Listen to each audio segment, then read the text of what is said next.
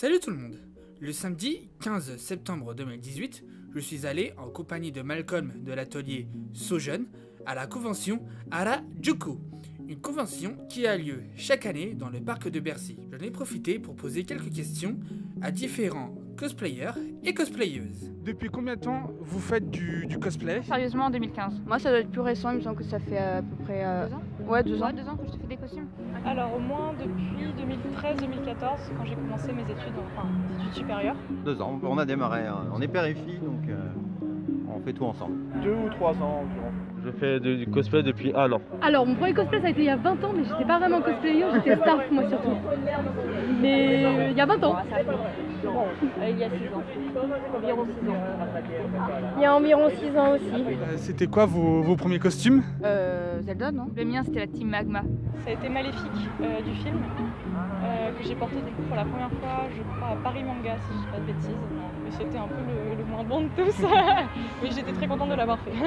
Alors moi personnellement, c'était une super schtroumpfette. Il fallait aller à la Comic Con Bruxelles et donc je me suis dit pour allier les super-héros à la BD, je vais faire une super schtroumpfette. Ce qui nous arrive très souvent en fait, c'est comme on passe beaucoup de temps sur ces cosplays, beaucoup de temps et beaucoup d'argent sur ces cosplays, moi je fais en général des trucs qui vont très vite à faire. Donc cette fois-là, j'avais simplement fait un Punisher, j'avais déjà le gilet Punisher, pantalon de cuir que j'utilise pour ma moto, un gun en plastique et c'était bon quoi, voilà. Bah c'est celui-là. Itachi de Naruto Shippuden. Nami dans One Piece. Harley Quinn dans Batman. Je suis sur 4 gothique. Lorsque vous faites un cosplay, c'est quoi la partie la plus compliquée? Ça dépend vraiment du costume. On va dire que celui-là, par exemple, le body, j'étais en panique, j'ai essayé d'en faire un, j'ai pas du tout réussi, j'ai fini par l'acheter. J'ai fait un costume dans l'univers de Zelda, j'ai du coup des plumes à la main. C'était très compliqué, ça dépend vraiment. Et après celle-là, ça a été la cape. Oui, toi t'as fait la cape. Tout ce qui est phase de recherche, parce que je vais vite avoir envie de le faire tout de suite. Et du coup, je vais pas prendre le temps de bien le faire. C'est surtout ça, il faut que je me contienne pour pas le faire vite. Même si je suis encore dans la hype du cosplay, voilà. Je pense que c'est surtout quand il y a une date à respecter pour le cosplay, c'est le stress à 2 jours quand on n'a pas fini du tout et qu'on se dit il va falloir tout faire en 2 jours, on n'a plus le temps. On appelle le grand rush en général. Nous c'est principalement pour la Japan Expo, parce que comme ça dure 4 jours et qu'on fait chaque jour un cosplay différent. En général, les 3 semaines avant la Japan, c'est vraiment tous les soirs on est dessus. Moi je continue très tard le soir quand elle est couchée.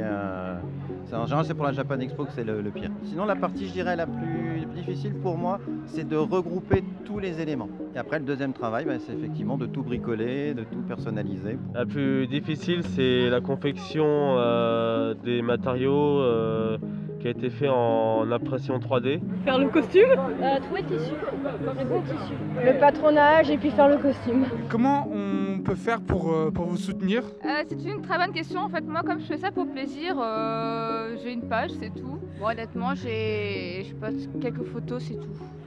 Déjà j'ai une page Facebook au nom de River-cosplay et un Instagram aussi au même nom. Juste en likant et en commentant les posts, je pense que c'est déjà bien. Voilà, financièrement, je sais que certains font des cagnottes, des litchis.